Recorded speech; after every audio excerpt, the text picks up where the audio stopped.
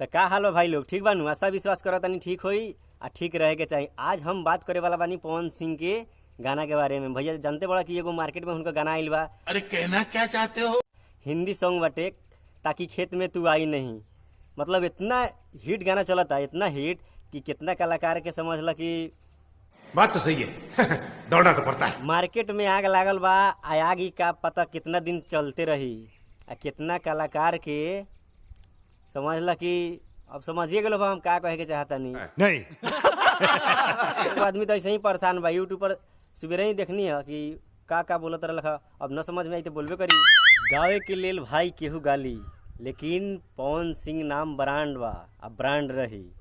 काहे कि जब भी मार्केट में आवेला ना तो आग लगा के छोड़ेला। जागल शेर के चैलेंज नहीं दिहल जाला। अब भले केहू कितनो ढीलेला बोलेला, हई बानी हौ बानी, ये कहला से कुछ होए वाला बा ना भैया।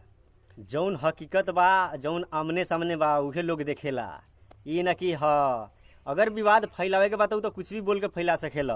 काहे कि मार्केट में जब तू हो जाना तड़ा ये चीज़ कि गाना तो हर कम बजे लगी नू, तो तू मार्केट में कुछ ना कुछ तो विवाद लेके अबा जरूर फैलावे खातिर कि उसे हमारे गाना मतलब बज। समझ रहे हो? देख कुछ दिन खातिर पवन भैया मार्केट में अगर ना आवेलन, गाना वाना मतलब ना गावेलन, तो बहुत कलाकार के ऐसा लागेला कि बहुत न एक दू बड़न सा बड़ा हरामी हो बेटा कि हाँ अरे ओकरा बस के तो बढ़ले नहीं खे।